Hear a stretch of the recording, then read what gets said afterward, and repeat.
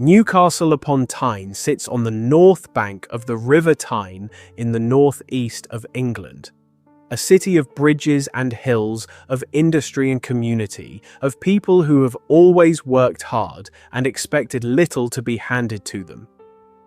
In the 1960s, it was a city in the middle of a profound transformation. Much of the Victorian housing stock that had been built to accommodate the workers of the Industrial Revolution was being torn down. Slum clearance programs were reshaping entire neighborhoods. Families were moved from condemned terraces into new council housing.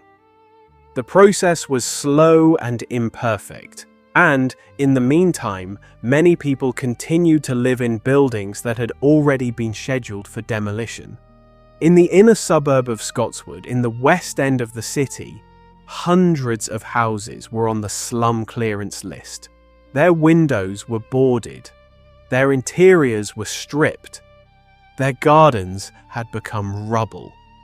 The children of Scotswood played among them, because the demolition sites, weed-covered wastelands and half-collapsed buildings were the playgrounds they had been given. It was into this world that Mary Flora Bell was born on the 26th of May, 1957. Her mother, Elizabeth Bell, known as Betty, was a teenager when Mary was born. Betty worked as a sex worker and was well known in the local area. She frequently travelled to Glasgow for work, leaving her children in the care of whoever happened to be available. According to later accounts from relatives and those who investigated Mary's childhood, Betty rejected her daughter from the moment she was born. Family members recalled that when the baby was presented to her in hospital, Betty reportedly told the staff to take the child away. Mary's aunt, Esa McCricket, later said the family had always known Betty did not want her daughter. Betty refused repeated offers from relatives to raise Mary themselves. Family members also described a number of disturbing incidents during Mary's early childhood that they believed had been disguised as accidents.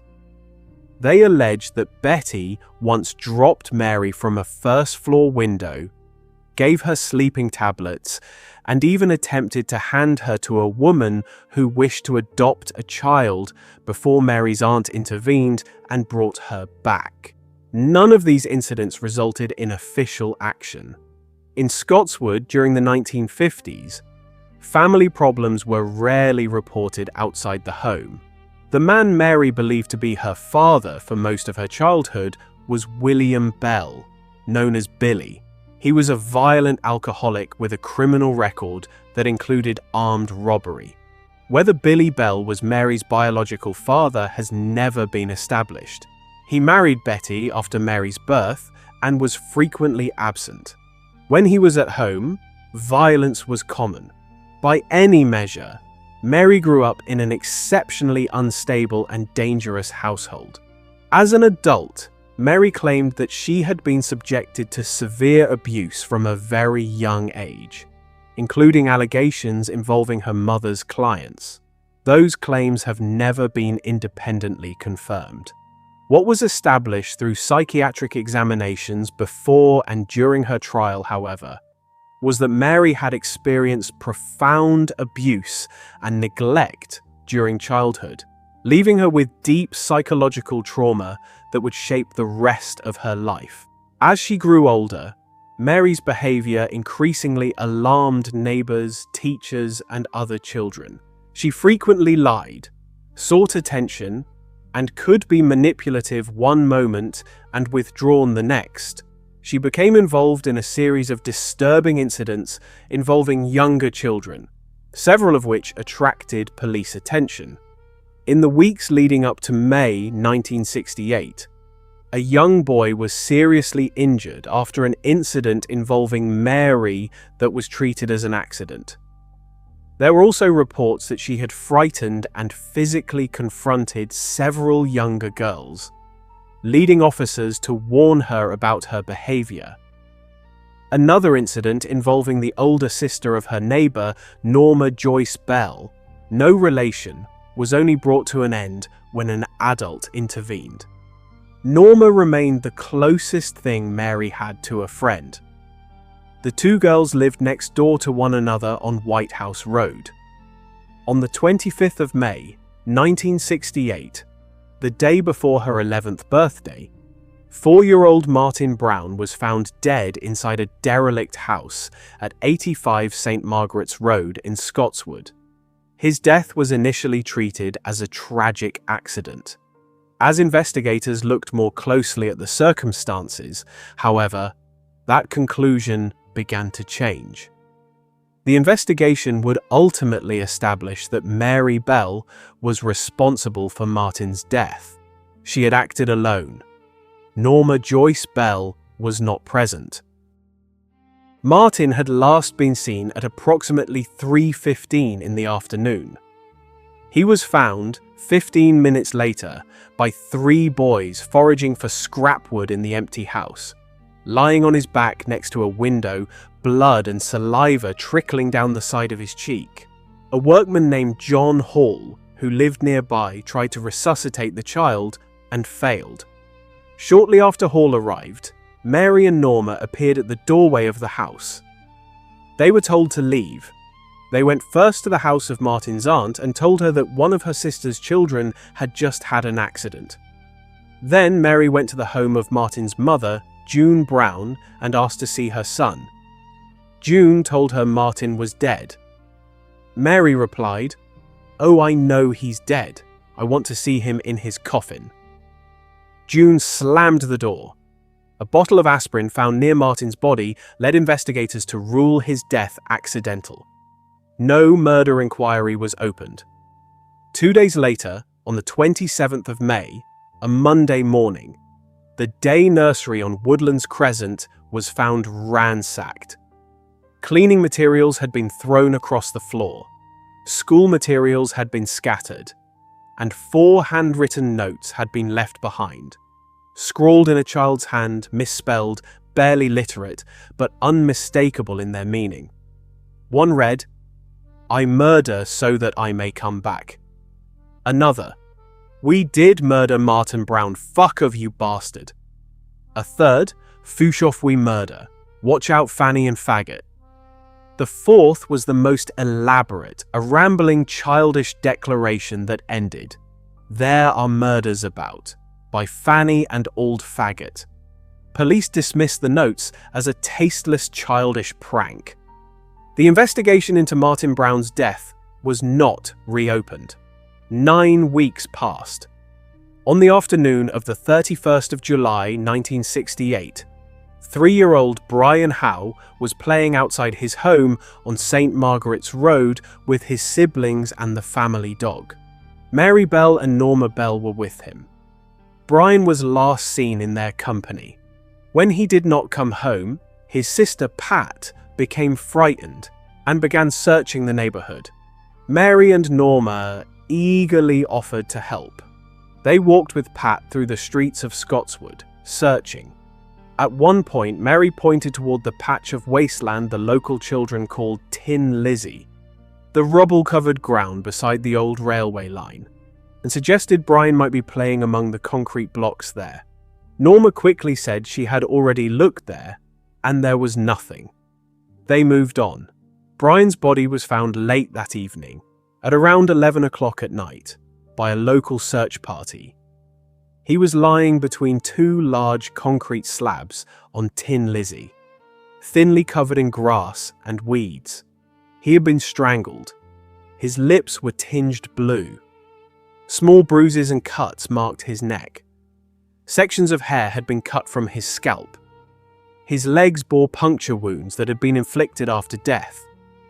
His genitals had been partially mutilated. And on his stomach, carved with a razor blade, was a crude attempt at the letter M. A pair of broken scissors lay near his feet. The coroner noted that the relatively small amount of force used to strangle Brian confirmed that his killer had been another child. Grey and maroon fibers were recovered from Brian's body and shoes. They did not come from his household. They came from the clothing of his killers. The investigation that followed brought police officers to the doors of every family in Scotswood with children between the ages of 3 and 15. Over the course of their inquiries, 2 girls stood out above all others. Mary Bell and Norma Bell, neighbours on White House Road, within walking distance of both crime scenes, gave accounts during questioning that were evasive, contradictory, and in Mary's case, deeply self-incriminating. Mary volunteered details about the crimes that had not been made public. She mentioned the broken scissors found near Brian's body, a detail the police had deliberately withheld from the press. She described the aspirin bottle found near Martin Brown, another detail that had never been released. She had placed herself at both scenes with knowledge that only the killer could possess. On the 4th of August, 1968, Norma's parents contacted police to say their daughter wanted to speak. Norma told detectives that Mary had taken her to Tin Lizzie, shown her Brian's body, and told her she had enjoyed strangling him. Norma said Mary had used the razor blade and scissors to mutilate the child. Norma drew diagrams of the wounds she described. When the coroner's findings were compared with Norma's drawings, they matched precisely. Norma then led police to the crime scene and showed them where the razor blade had been hidden. On the 7th of August, Brian Howe was buried. More than 200 people attended his funeral. Detective Chief Inspector James Dobson watched as the coffin was carried from the Howe family home at the beginning of the funeral procession. Outside the house, in the street, stood Mary Bell.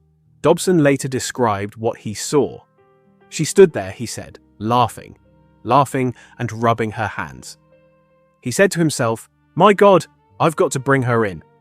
She'll do another one." That same evening, both girls were formally charged with the murder of Brian Howe. When Mary was charged, she replied, "That's all right by me." Norma wept and said, I'll pay you back for this." The trial of Mary Bell and Norma Bell opened at Newcastle Assizes on the 5th of December 1968. Both girls were tried before Mr. Justice Cusack. Both pleaded not guilty. The prosecution was led by Rudolph Lyons QC, whose opening statement lasted 6 hours. He told the jury they faced an unhappy and distressing task, and that the evidence would show that both murders had been committed solely for the pleasure and excitement of killing. Mary was defended by Harvey Robson, QC. Norma was defended by R.P. Smith, QC. The judge, over the protests of both defense counsel, waived the girls' right to anonymity, meaning the press were permitted to publish their names, photographs, and ages throughout the proceedings.